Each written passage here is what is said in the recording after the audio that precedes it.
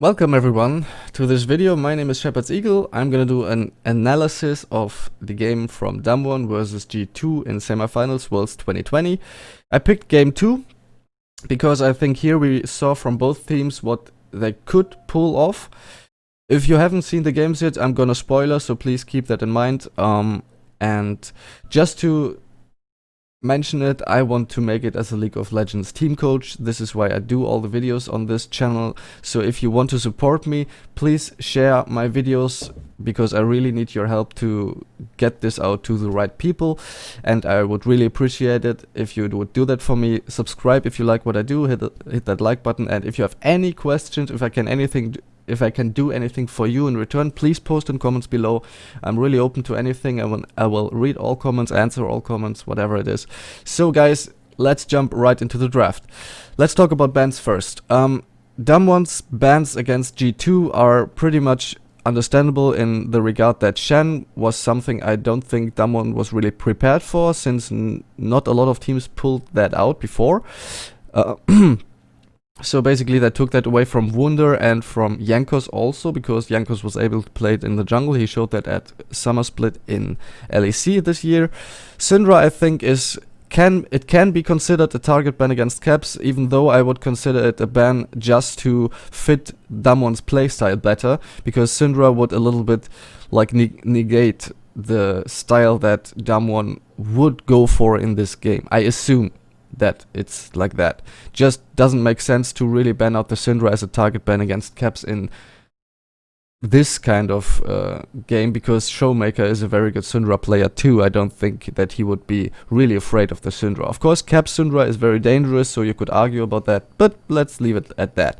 The Jhin ban, totally a target ban against Perks, because this man showed a good performance on Jhin, but not a very convincing performance on most of the other AD carries. Like he had some solid performances throughout the Worlds season, Worlds series in this year, but Jhin was most convincing from him, and it was pretty obvious that they would ban it. So I'm a little bit disappointed of how G2 prepared Perks, or how Perks individually prepared for Worlds.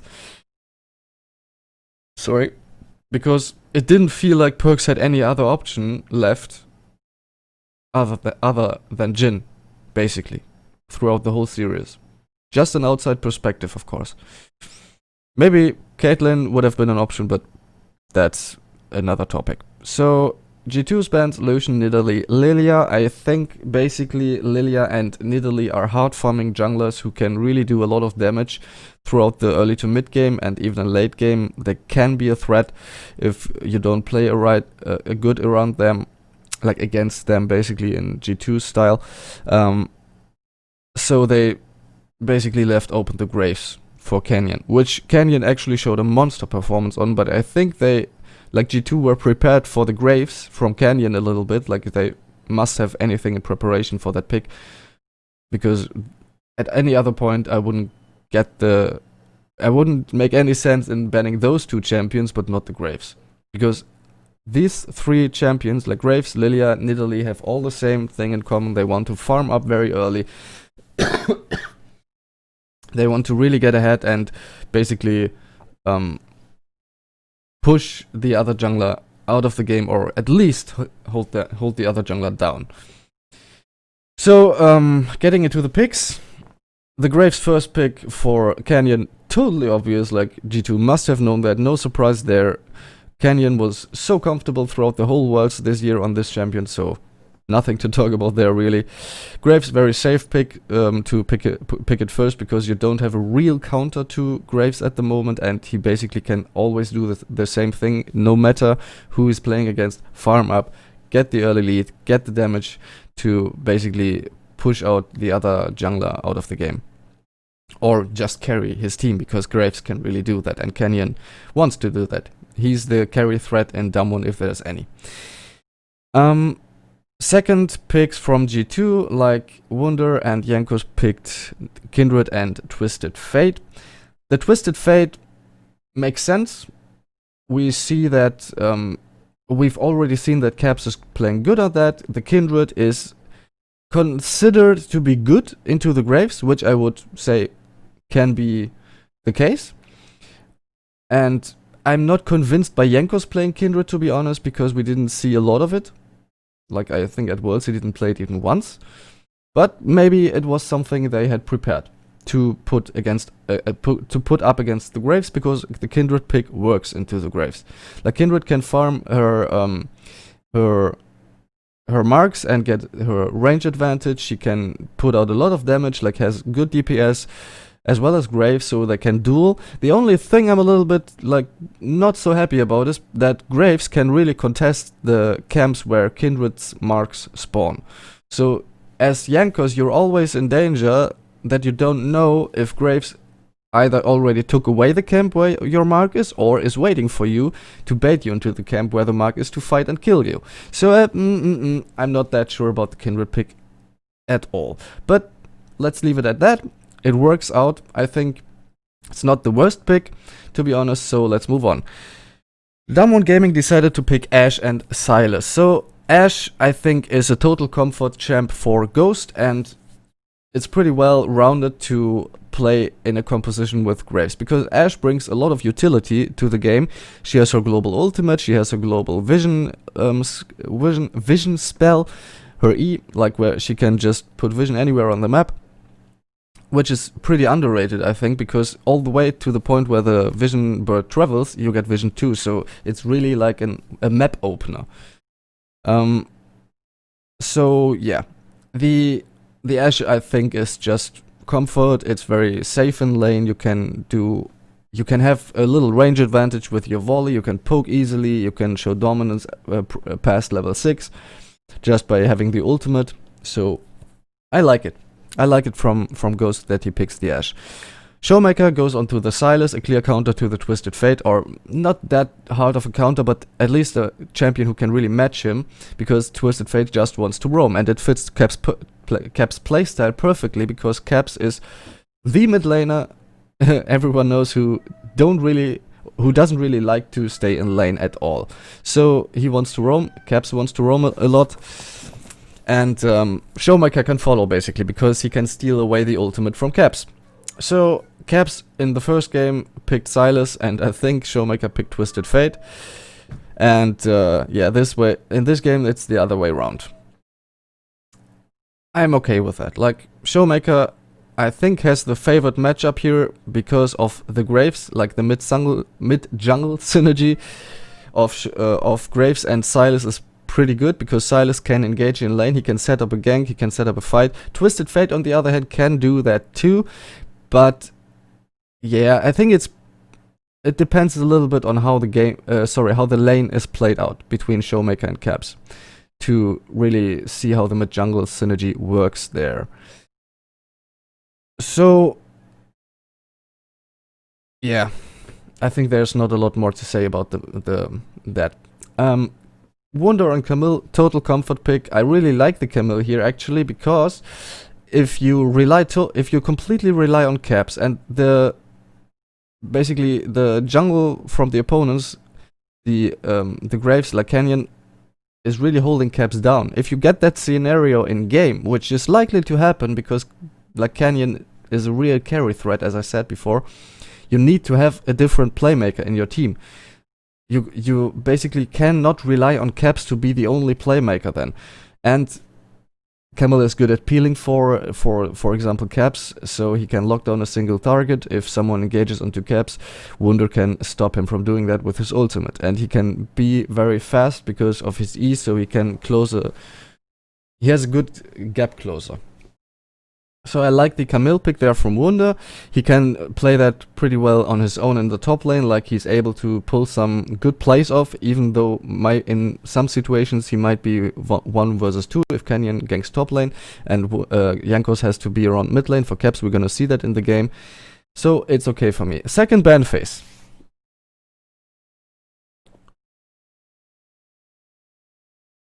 The Caitlyn ban and the Tahm ban from Damwon Gaming. I think Caitlyn is just a safe ban to not let perks counter goes with the Caitlyn, because the Ashe is not that comfortable into a Caitlyn. It works, like the matchup is okay, I would say. Caitlyn is not completely dominating the lane, but it can be a real threat to an Ashe.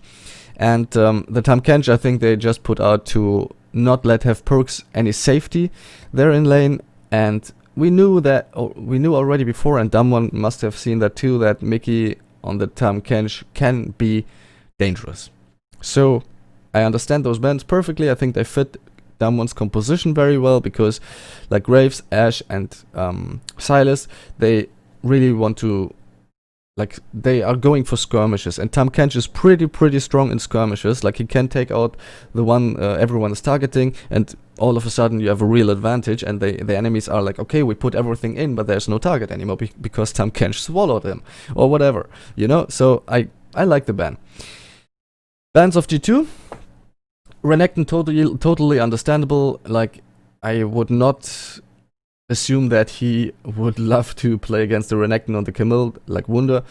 The Pantheon ban, I have a bad feeling about this, because like in the whole series, it comes down to Leona. Leona was, I think Leona wasn't banned in one game, and I really don't like that in the preparation of G2, because I think Leona should have been a target ban against Beryl, definitely. That man got Leona 2 or 3 times, I don't know, or at least 2 times.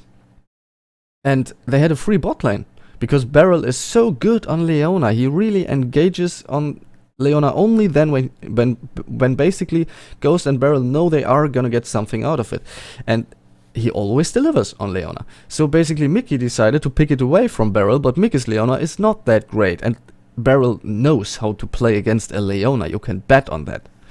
So I would have swapped that out. Like, I would have swapped the Pantheon for the Leona ban, and rather try to pick something that a little bit counters the Pantheon in lane, because Beryl, I think, would have picked Pantheon if it would have been left open, especially in that composition where he could roam around the map freely. So I doubt the Pantheon ban and the Leona pick a little bit here. Second pick phase, well, Pantheon is banned, Leona is picked away, so Beryl goes for the set. I don't like that pick too much, to be honest. We've not seen a very convincing performance from Beryl on set yet, so maybe it would have been a pocket pick for him. We didn't know in the ban phase, in the pick phase, draft phase if you want. I don't like the set pick here. Why? Pretty simple, because if he hard engages onto a Leona, you know what's gonna happen. Leona is gonna CC him to death. He's not gonna have a good time engaging onto a Leona. So yeah. The Fiora pick, I think it was a pocket pick out of Nuguri, because like Camille and Fiora are both duelists, and they are both pretty strong duelists. The only thing about Fiora is she really has to get her items. Without her items, she is not gonna be able to duel Wunder in any case, because Camille early has her passive with the shield, like the AD shield against the Fiora, which is perfect in trading for Wunder, and he can deny Nuguri a lot of damage there. So I don't really see that as a real counter to Camille, but if it would have been a well-prepared pocket pick from Nuguri, I think it could have worked out. In the game, we're gonna see how it works. Not that great, I can say that already, but with this pick, basically Damwon decided that they have to go for a split composition. They had to split push at some point with that Fiora pick, because Fiora is only feeling really good if she gets to push the top lane all the way through, to always be a threat on the side lane. And Fiora doesn't like to, well, team fight a lot. She just wants to take the enemy base by storm by just splitting the map up and playing a 4-1 or 1-3-1. But yeah, against G2's composition, I don't think that's likely to happen, because Camille is good at following Fiora. She's very fast with her E. She can lock her down easily with her ultimate, even though Fiora can time that and block it with her W. Twisted Fate is good in following Fiora or catching her out if Fiora tries to do the split push. In a duel, Kindred can just ultimate and deny the all-in potential of a Fiora, so I don't think it's a very good pick here. Last pick from G2, it's the Azrael. Man, I don't like that. I'm gonna be honest. Like Perkz, showed a good performance on Jhin. They banned that out. Like Damwon just banned Jhin out the whole series, which is totally understandable. I think it was in every game. Because Perks showed that this is his champion throughout the whole Worlds tournament. This is the champion he was really performing good on. And the only thing Perks got in his back pocket against Damwon was Ezreal? When they have a hard engaged support on Mickey, like the Leona? Man, I don't like that pick. I really, really doubt that pick. The Ezreal, and on the other end too, the Leona. Like if you sorry. If you at some point know that Perks is gonna pick a safe AD carry, then why you pick the Leona? Ban Leona out or something, but don't pick it. If Perks wants to stay safe and not go all the way in against a Set and an Ashe, why would... I don't know. I don't really like the pick decision here from either one, like Perks or Mickey. You could argue about which one is worse. But yeah. The compositions overall, I favor G2's composition still a little bit over the one from Damwon, because Damwon, I think, they shot themselves in the foot because of the Fiora pick. Like, this composition here can work well throughout the whole game if they are able to pull it off. I think maybe as a teamfight composition there's some of that, I don't know. It's more a skirmish composition, I would say. But with the Fiora pick, they basically made their whole composition a split composition. They have to work around Fiora. Or Fiora has to work around the team. So I don't like that, because they really limit their options here, which they left open for them to play out the game around. And G2, on the other hand, they can just be all over the map. Ezreal with his global ultimate can do very well into this composition from Damwon. TF can, like Caps, can follow everywhere, wherever Fiora is splitting, as I said, so I favor G2's composition a little bit here. But let's jump into the game. That was a long draft analysis, I apologize. Let's see where the game starts. And let's see what the teams pull off. Damage numbers that we saw Perks go earlier, but I feel like Damwon's composition, in my opinion, is very well rounded. It has some good places to play around in the early game, as well as some great hyper-scaling side lane team fight. I think it's got it almost all. Pretty much. Damwon trying a little cheese there, but yeah, G2, they know that Damwon are very, very well coordinated. I don't think they would fall for that at any point. Like, Wunder face checking that brush won't happen at all.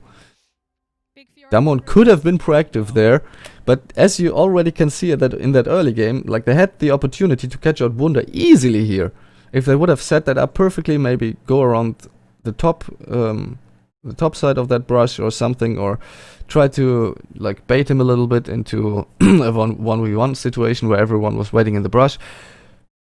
Whatever it is, you know, you can get creative on that.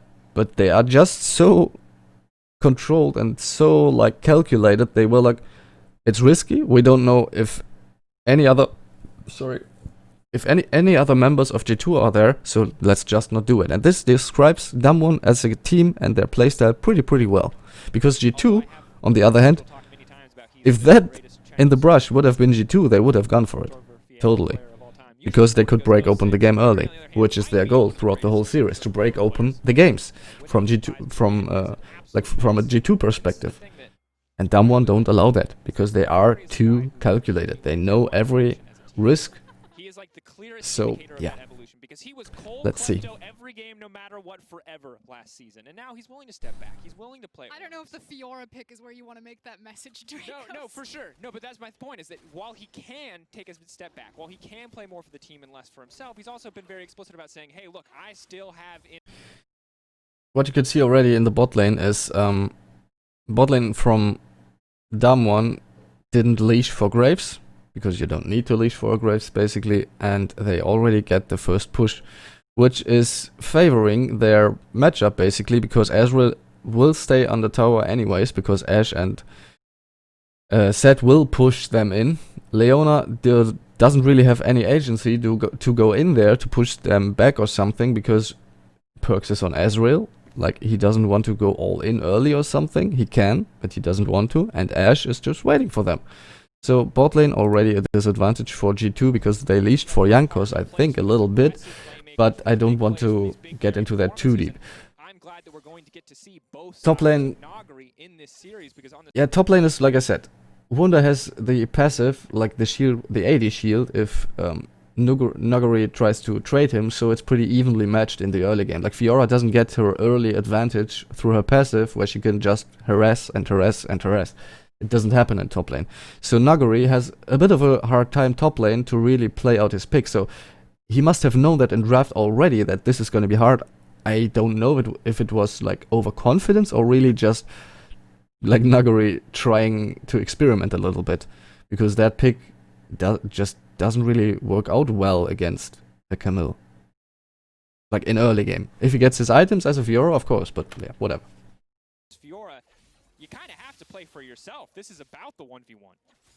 Both of them obviously taking grasp and just trying to trade the procs back and forth. I do want to talk about Kindred though. Yanko showed that his mark was Silas. Obviously you have setup and CC in the form of the gold card from Caps. It usually has been about Caps, so we may even see a very early gank from Yankos to try to make good on that mark and set up with that gold card.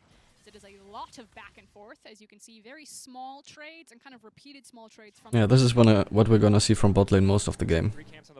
G2 are gonna get pushed in, and Ghost is farming.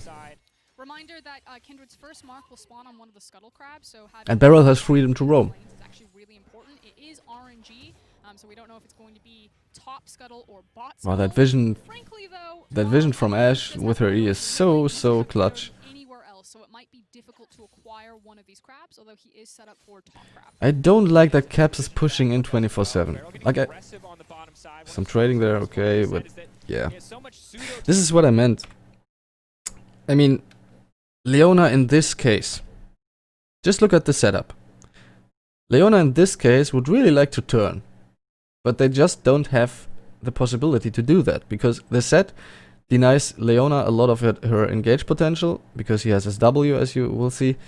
Perks is already in danger because he's getting, yeah, well, harassed by Ghost with the Ashe and the volley, and he just has to take a step back, and Leona is useless here. She can try to peel a little bit, like stun the set, sorry.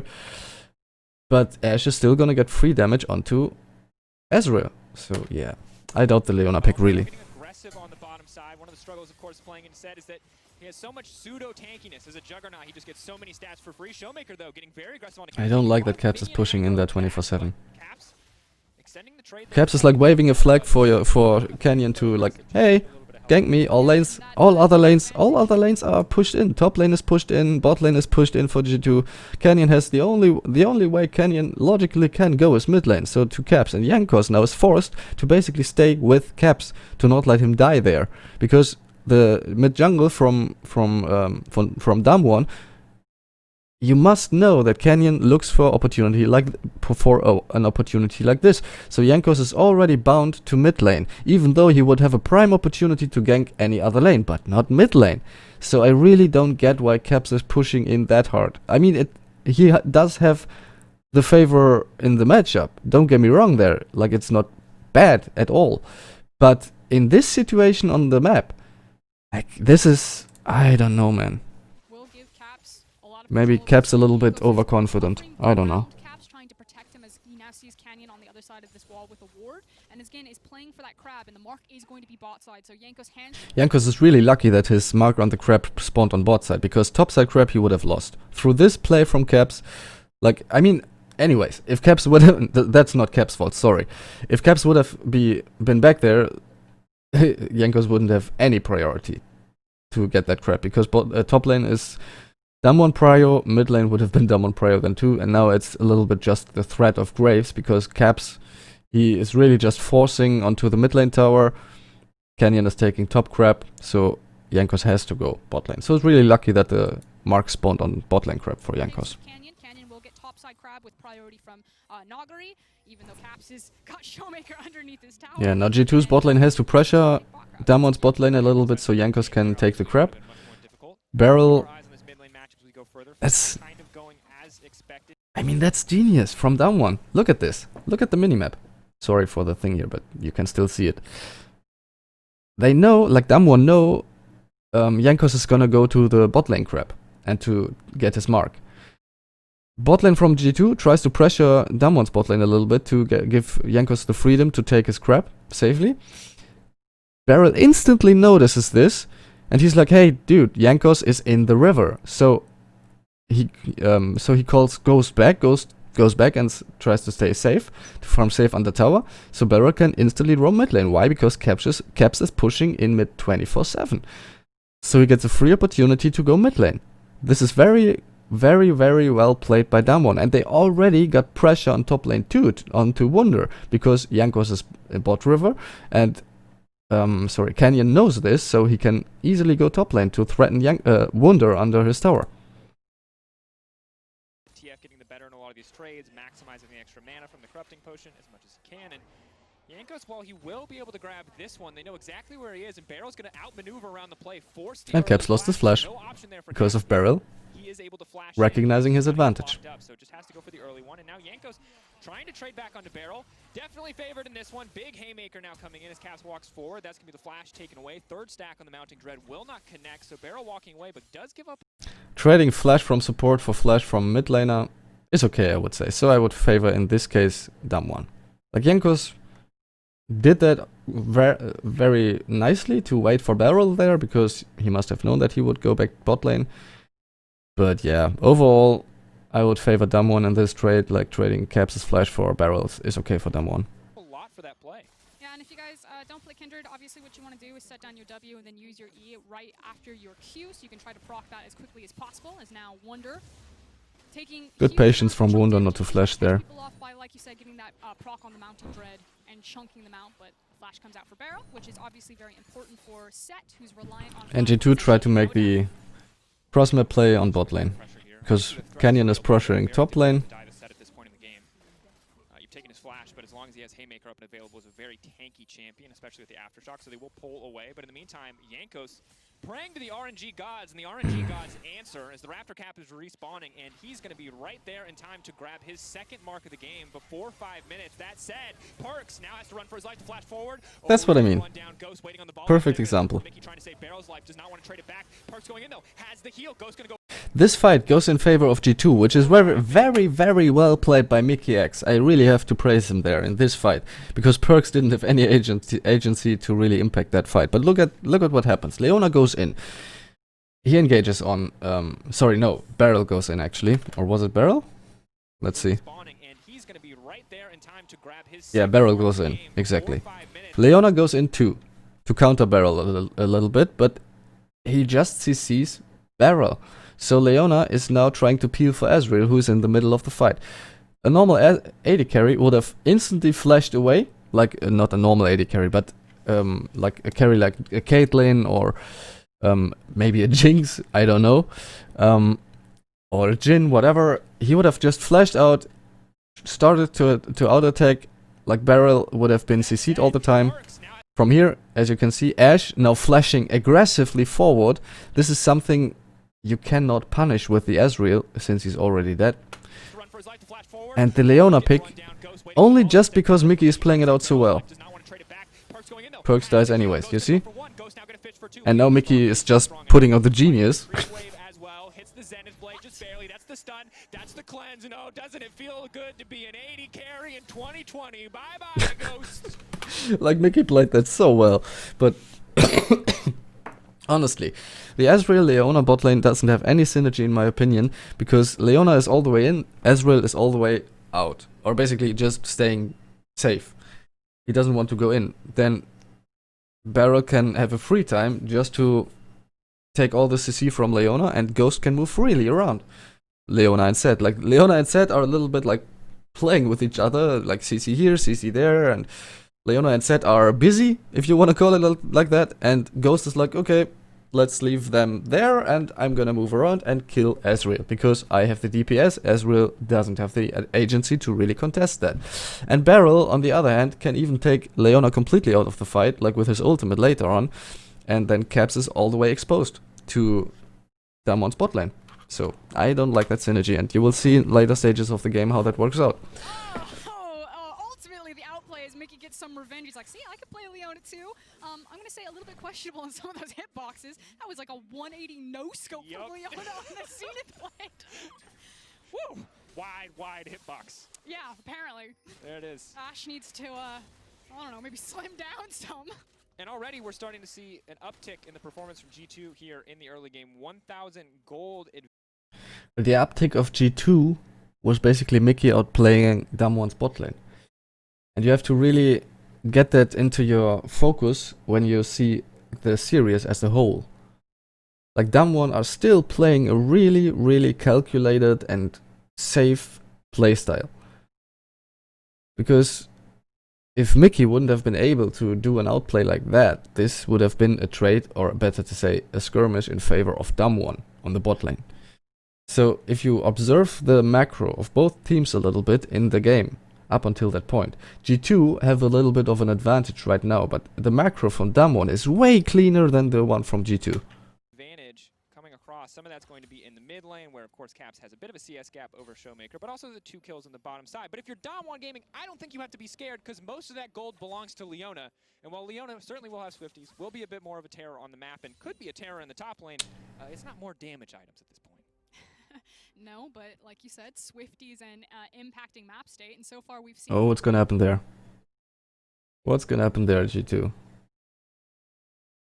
This is G2 actually using their resources well in this case, because Ezreal can stay alone on bot lane. But the thing is... Yeah, Barrel is going back to bot lane, I think. Yeah, so basically this is what G2 have to do in the early game. Ezreal can farm safely under tower. He doesn't really need the support, only if maybe Damwon are going to dive him with 3 members or something, or 4. But in any other case, Perks can farm safely and Mickey can roam around. I don't like the Leona roaming around, I'm gonna be honest, but let's just see how they use their resources here. It's not Barrel this time around. It is Mickey setting up for a gank on Noggery here. He goes in. Go forward. Where's the riposte going to go? No flash. Waiting on the hard CC. That's going to be the Hextech ultimatum. Very well timed. He's going to get the lock of Noggery, trying to go for the outplay, but there's just too many resources spent top lane. Clean from G2 Esports. Yeah, this one was a good play from G2. I think they understood, like, G2 really figured out the weakness of Damwon's composition, not of Damwon Gaming. Keep that in mind. They didn't figure out this weakness of Damwon as a team, but of Damwon's team composition. Because the rest of the series, Damwon stomped G2. Like, G2 didn't find the weakness in Damwon. But Fiora, as I said in draft already, is really the weird spot in Damwon's team composition. Like, this Fiora has to get her split push going. In any other case, Fiora is basically gonna be useless in this team composition later stages of the game. So G2 are like, okay, if we punish Fiora and Fiora doesn't get her game on, we have a free game, and they do that well. Like, this is a good decision from G2 to really just stomp Fiora out of the game, and I like that from G2 because it was really obvious that you could punish Damwon hardly by doing that. Mickey threw out the Zenith Blade to make sure that they chain CC on Noggery and really punish him. You can see that Canyon is going to be the beneficiary here, picking up a lot of this CS, now hitting level 6, but... Perks is farming safe on the tower, Mickey is going back to bot lane. So G2 got a little bit map control back here. Canyon can take, Jankos can take top lane crap for him. That's good. The only thing is G2 don't have Drake priority at any point, because Damwon's bot lane is pushing them in 24/7.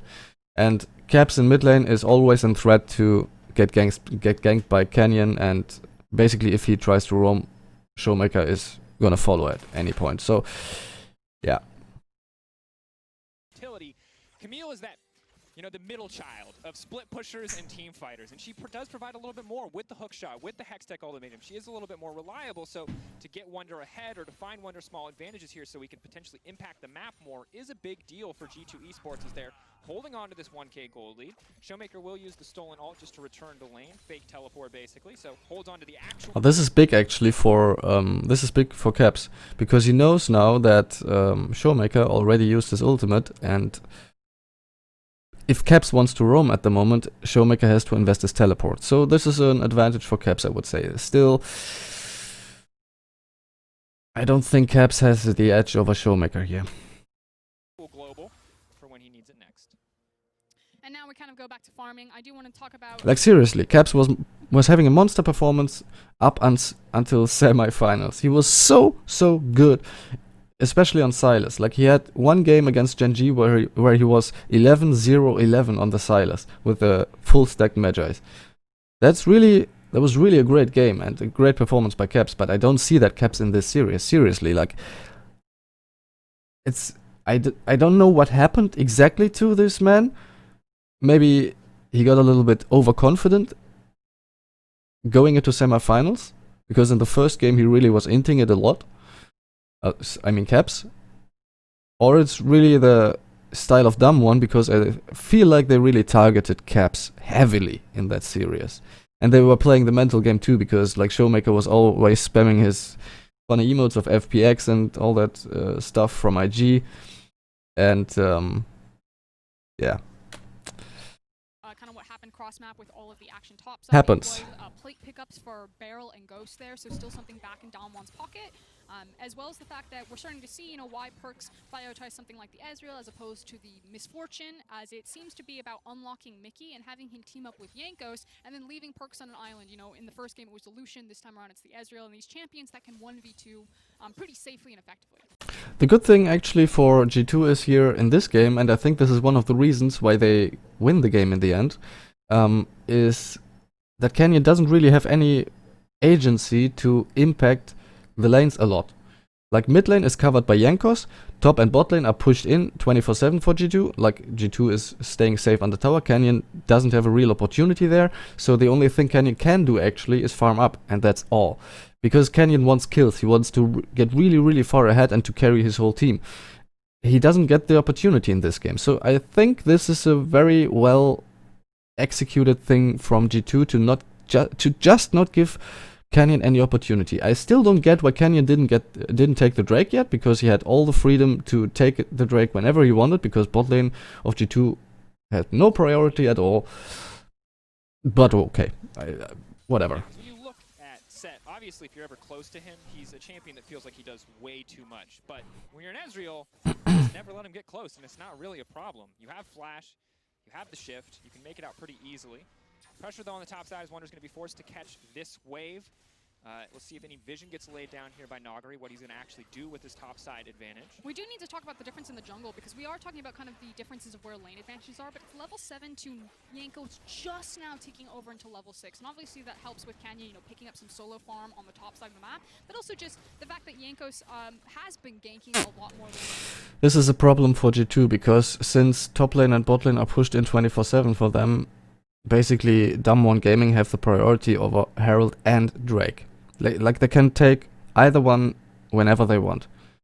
They can just call down Fiora or call Sylas, and basically they can take the objective for free. So this is a very good thing for Damwon, because since they rely a lot on Fiora getting into a late game, getting her items, getting the split push off, objectives like the Herald can really help to fuel that up a little bit, to get there faster. Canyon has gotten to hard farm there, and with this level advantage and Nogari having the push priority in topside, it does mean a very early Herald, 8 minutes and 22 seconds on the clock. For Canyon, I would expect that to go into Fiora's back pocket, but you could also look to put it into Sylas, so really good. That's unlucky. Kindred's Mark just spawned on Graves' Grump, and he's right there.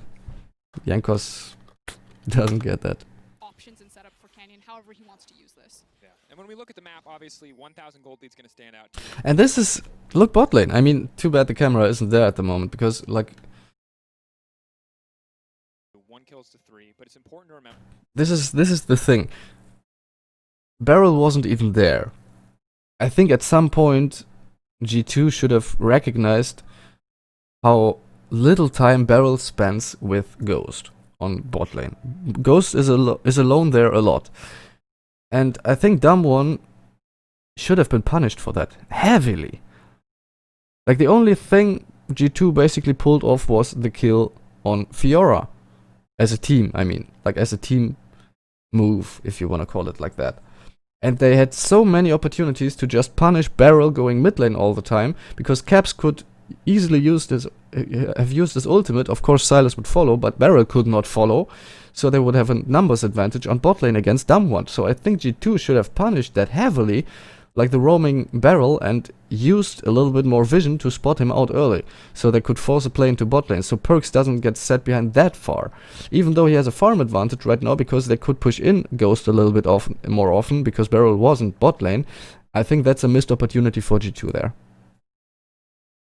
That Graves was top to pick up all that farm. Graves just got a Herald, which is going to start to even that gold out a little bit, and a lot of the gold from G2 right now is in the pockets of Mickey. He's making good on that, he's spreading that gold around, but G2 are not quite in the lead that the scoreboard might indicate. I do want to point out the slow push that Wonder is creating here. Now, Showmaker has picked up the blue, and Caps has disappeared into Fog of War, and with this slow push, you can see that Caps was cheating up towards the top side, and they were threatening to see if Nagari would step forward, or even possibly threatening a dive as Mickey goes in. Let's be careful here, only level Let's watch this. Capitalize on the level discrepancy here. And there you go. This is why the bot lane from G2 is just useless. It's really tough to say like that they are useless, but I mean not because of the players, not at all, don't get me wrong, just because of the picks and the synergy. Because if Leona goes in, Seth takes all the damage, he's happy to take all the damage, uses his Haymaker, his W, and denies most of the damage instantly. And Leona doesn't have anything more to offer. Azrael doesn't have any high DPS or something, in which case he could burst down either Ghost or Barrel, and he just has to go out again. And Mickey takes a bad trade, has to go back, and didn't do anything for them. So even though Mickey might have 2 kills, it's nice for him, Perkz got 2 assists at least, but still they cannot do a lot with that. This bot lane is definitely Damwon favored in any case, because as I said, Barrel can either roam around or pressure G2's bot lane. And G2 can't do anything against that. I don't like that. Level 6 ticks over, that play is really no longer possible, as Barrel can just dunk you right back down under the tower, but looking for that small window of opportunity, just trading aggressive so Perkz can get priority here on the wave, but you can see Ghost fighting back. He doesn't want the freeze, he doesn't want anything else. He wants to make sure that G2 cannot back in this lane. Yeah, trying to reset themselves, and actually with Kenyon getting back onto the map, Damwon could actually have tempo to take the Mountain Dragon, as well as deny this mark. Just a second.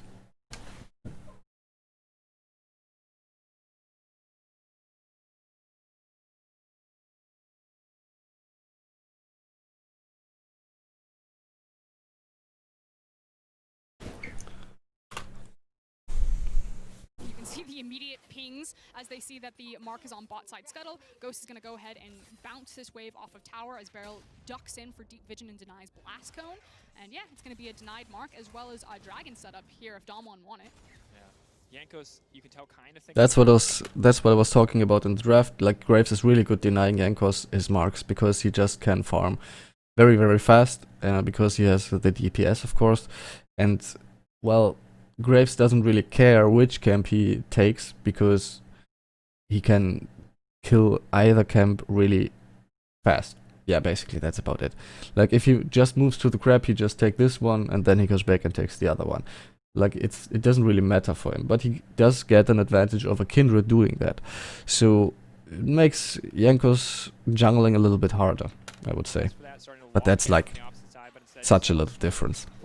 Giving up that mark isn't going to feel too good, but it won't matter too much at this stage of the game. Obviously, 4 is the break point that you're looking for on the Kindred. An extra 75 range is a big deal, especially against so many short-range characters on the side of Damwon Gaming.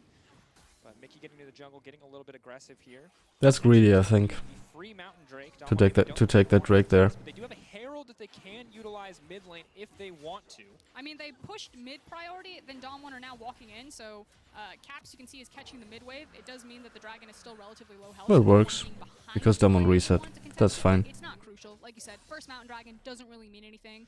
Canyon continuing to hold the CS and experience lead over Yanko 78-68, level 8 to level 7. So Damwon are not sweating right now, although it is a much better early game than we saw the first time. Big arrow coming out. Graves is on the way in. Mickey, that's definitely not what you wanted to do. The re-engage now coming up, but Canyon is there. And you see again how the bot lane from G2 cannot really synergize. Mickey running for his life. One arrow, waiting on it. Where's the ult gonna go? Already the damage has all been used though, so Mickey just barely able to escape on that one. Canyon immediately going to throw down the Herald here. This should be bot lane. I think to make it a little bit more easy to understand is both teams have a win condition. Like the win condition from Damwon is a little bit easier to punish because it's basically the Fiora. If the Fiora doesn't get her items, Damwon play a 4v5 or 4v6 if you want to call it like that. And G2's and G2 basically their win condition is to punish Fiora, so that's the right way to describe it. And Damwon know what they have to do. They have to punish G2's bot lane because they have a clear advantage there. So either team is playing a little bit into that condition, like G2 punished Fiora in the early game already. Damwon are trying to punish G2's bot lane a little bit now, even though it doesn't work out pretty well for them. I think going into this game, Damwon could have targeted Caps a lot harder. Like really a lot more. And this is something Damwon just don't do.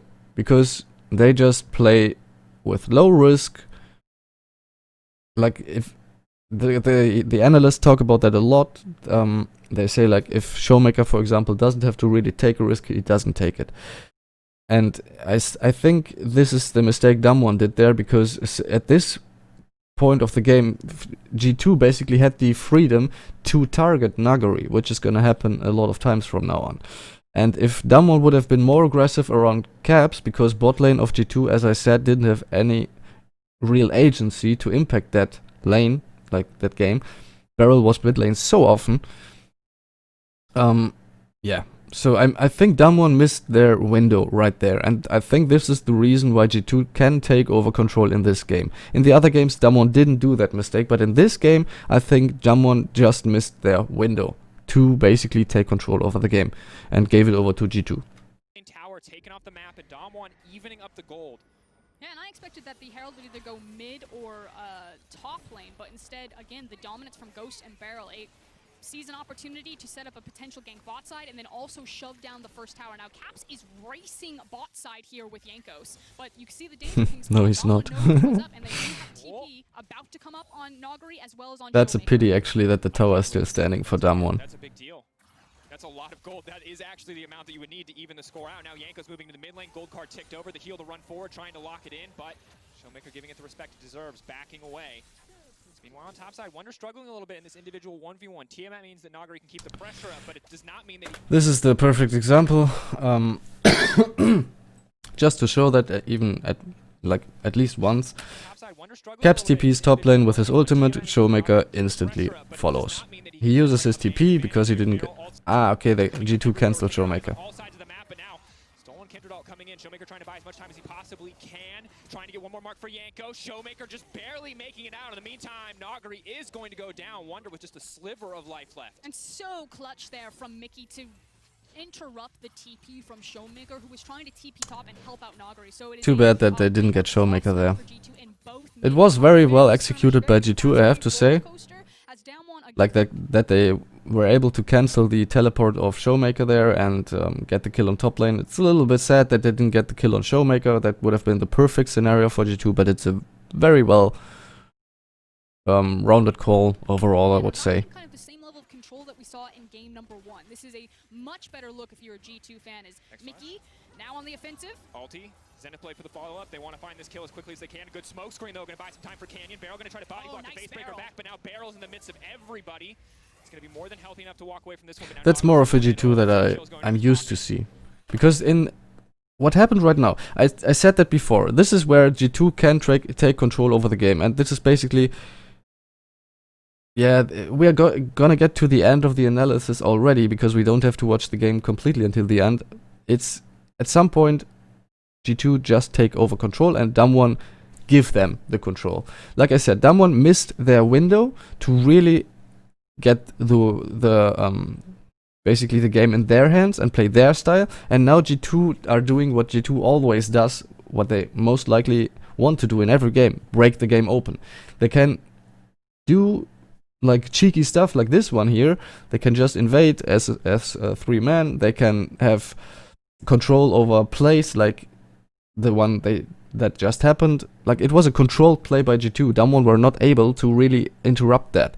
Like, they were ready for the teleport from Showmaker. They were ready for the 2v1 top lane against Fiora. They played that out well, and now they can basically do on the map what they want. They broke the game open, basically. That's what G2's playstyle is mostly about. And Damwon prepared for this series to just not let G2 break the game open, which they showed perfectly how that can be done in the other 3 games. But in this game, the Fiora pick is, in my opinion, the pick of Damwon that lost them the game, basically. And since they lost that window to really punish G2's mid lane for being that far out and pushing that far out early, even though G2's bot lane didn't have any priority at all, and G2's top lane neither, I think now it's basically over for Damwon. The Fiora could be disaster, but G2 will walk away, and this is very much kind of the G2 that we expected, taking control early game and upping the pace with a lot of these aggressive moves. Yeah, again, shout out to Mickey right there to set that up. Beautifully done. Obviously, it's pretty common setup, but the long game. This is okay for G2 to give up bot lane tower, basically. My cat is doing dumb stuff, sorry. This is totally okay for G2 to lose the bot lane tower because they know they have top lane priority. They have killed Nagori already 2 times. He's set a little bit behind. Wunder is doing good in lane, and so basically they can do the cross map trade. They can trade top lane tower for bot lane tower in the upcoming minutes, and I don't know why Nagori is freely taking mid lane. Let's see. Fiona ultimate because it has the longest range of any of your abilities. Then into the Zenith Blade, you chain Zenith Blade immediately into the. This is some desperation from Damwon right there. You didn't see any desperation play from Damwon in the whole series except in this game. In this game, Nagori is like, damn it, I need to get ahead at some point. I need some gold in my pocket. I need my items to get the split push going to be able to duel a Camille, a Twisted Fate, an Azriel, or even a Kindred. But he doesn't get to that point, so he's trying to force gold into his pocket anywhere on the map. Like, this is the reason why he was trying to get the plate on mid lane, because plates fall off in 1 minute. And 1 minute and 5 seconds, sorry. And yeah, this is basically what you. But it's good to know. Like, this is very important. If you would have to beat Damwon at any point, force them into a situation where they really have to be desperate at some point, because they, as you can see, they are gonna go for the desperate play. Most of the analysts would disagree with me here, and it's hard to argue that this is a real possibility, since we've seen the Damwon against G2 if we consider the whole series. But I think you can pressure Damwon in a situation where they really try to do desperate plays, and you can really heavily punish them for that. Because I talked about this in the mental edge theory in the video I made on this channel. You can watch it if you're interested in that. If you can really put the thought into an Eastern team's head that they are definitely and 100% gonna lose this game, and make that clear in the game by showing dominance and showing the right place, the right calculation, and it just logically doesn't make any sense for example, an LCK or an LPL team that they are gonna win this game, they will give up. They just will go next. And this is what we see in this game too. They're gonna be desperate, they're gonna try to do some weird plays like Damwon against G2, but they're gonna give up in the end. Like, G2 can take this win very, very safely. And this is a mentality that's pretty dangerous for either side.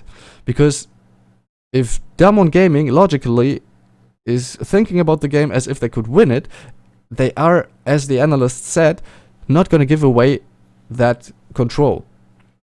On the other hand, like, if G2 can find a way back into the game, if they are behind, for example, and Damwon are like, well, we thought we're going to win, but we're not going to win this doesn't make any sense to us, they struggle a lot, and they do desperate plays. They don't know really how to handle the situation, because that was not planned in their logic. It's a very, very deep topic, and there's a lot of factors to consider, so if you really try to understand what I just said, please watch the mental edge theory video I made on this channel, and let's jump back into the game. Daybreak from the queue, and you basically keep someone locked there for 20 years. Yeah. Meanwhile, on the top side, Wonder's got to be careful here. Not sure what the cooldown is on the hookshot wall dive. Can make it out to safety. Trying to sidestep there. Will get one, but the Facebreaker comes back. Dodges that as well. Sadly, it's too little, too late. He's going to make it out to safety. Or not going to make it out to safety. Down one.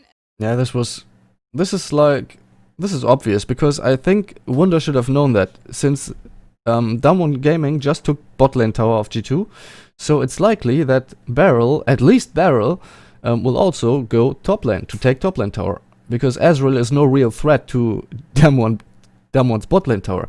Like, if Ezreal at any point gets to push all the way through to the tier 1 from Damwon's bot lane right there, they have a lot of time to just follow up and deny Ezreal the tower platings.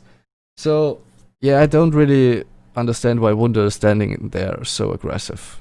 But anyways. They do now have access into this top lane if they do want to try to pressure for plates, but they recognize that G2 could pressure very heavy into the mid lane, so don't even take... Nagari is out of the game completely. This guy doesn't have any agency to do anything more here.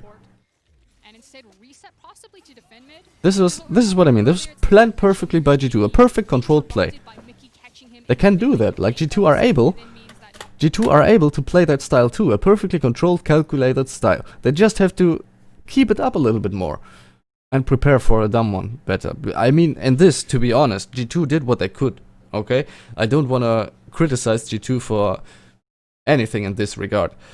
But Damwon in this series was impossible to prepare for from an outside perspective. I don't know how much inside knowledge the analysts and coaches from G2 had there, but I think from an outside perspective, by the pure variety what Damwon was able to bring to the table, nice rhyme by the way, it was impossible to really prepare for them. But yeah, just in general, Damwon were praised for their really calculated control style, and G2 can do that style too. They just didn't really, I think they didn't prepare that. I think maybe G2 tried to play a little bit more controlled style, and maybe in scrims it was a little bit obvious that they were not able to pull that off consistently. But to beat a team like Damwon, you have to show that consistency in both playing styles. Not just to break the game open, but also to play the game that controlled and that like calculated, to basically at least match Damwon and look them in the eyes evenly, and not just be like, and now we're gonna break the game open, and Damwon are like, okay, we planned this, and G2 are out of the plan. It doesn't work. You get my point. Is in a true 2v1 scenario. Tries his absolute hardest, and that's unfortunate. And it's dangerously close to doing so. Apparently this happened too. It's hard to catch every bit of action on the oh. Styled on. Absolutely styled on. We're short one FBX and or IG emote before it was. I didn't say anything to that because it was on the one hand it was basically misplay by Perks, and on the other hand you don't just dive an Ashe with an Ezreal. You just don't do that when the Ashe is up against you under tower. Like, why on earth would you dive that champion if you have such a weird early game champ like Ezreal, who just wants to stay safe, and Perks is like going all the way under the tower against an Ashe that has ultimate? Oh, no. Just don't think about that. Total DM, but well played by the side of Ghost. He obviously does not have the same baggage that the rest of Damwon had here. Last year it was a different player in the bottom lane. He's like, guys, I'm just here, like, come on. G2 are that close to take over the control completely, but they still make these tiny mistakes like Perks just did, so that's why the game takes so long. Normally, if this would have been Damwon who were taking in control, I could stop my analysis, sorry. I could stop right here and tell you, well, the rest of the game is history. They won. This is how Damwon play, how calculated and how consistent they play. G2 just don't have that consistency. That's why they lost this series on one reason, like not all the reasons, but this is one reason. Because they were just not able to match Damwon there. They have a lead right here in the game. They should take over the game in a storm now, but they just are not able to do that. Because they have flaws all over the map. It's really a pity. I don't want anything to do with it's this. It's Saturday. I'm here to win. Please stop diving me. 1.5 item Ezreal. Right now, those plays are going to matter a lot. Right now we're looking at tower plays, obviously in favor of Damwon, but the gold is essentially evened up. Mountain Drake really the only large advantage that G2 have held on to. Important to note that no towers have fallen, so there is some standing gold left over for G2 to pick up if they can eventually break bot. As now Mickey gonna dash forward, gonna aim to go in on Ghost, but a clean sidestep to get things started. A stolen Leona ultimate to get kicked off again, and now Canyon's on the way in too. Mickey's gonna be in. Why would you? Kindred ult to buy a bit more space. Barrel stepping forward. What's he gonna go for? Big ult, big dunk back down, but they stun in midair. They deny the ult, and here comes Wonder. Here comes the potential clapback for G2, but Damwon Gaming staying strong as 3, trying to hold it forward. Quick dash out to deny the gold card from Canyon. The rest of G2 now pulling back.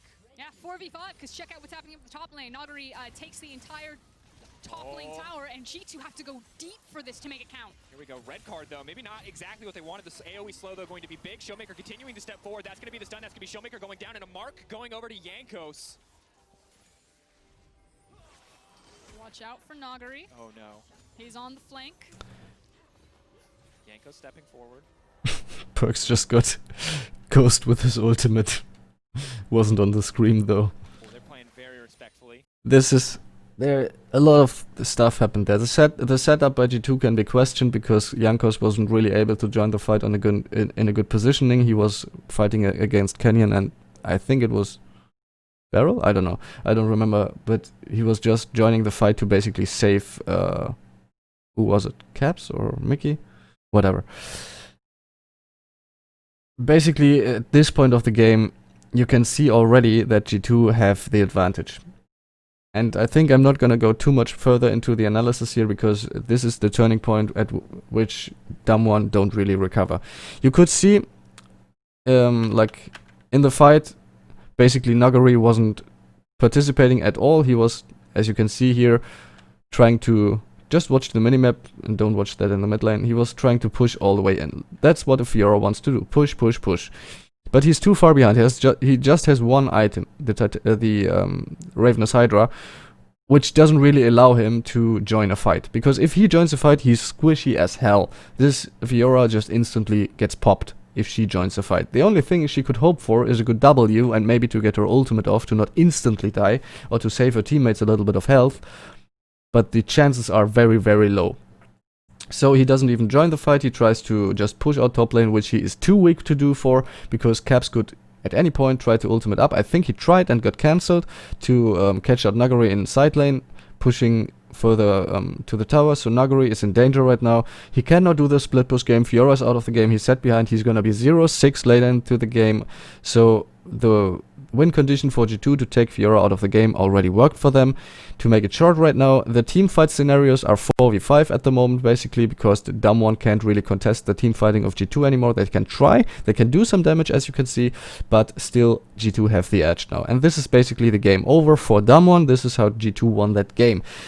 That weakness of the Fiora, Damwon is not going to show in any other game, so G2 have no other thing to play around. The thing is, in this series, G2 were heavily reliant on Damwon making mistakes. And this is not something you should rely on when you go into the series like this. This is my final statement for that game. Thank you guys for watching up until that point.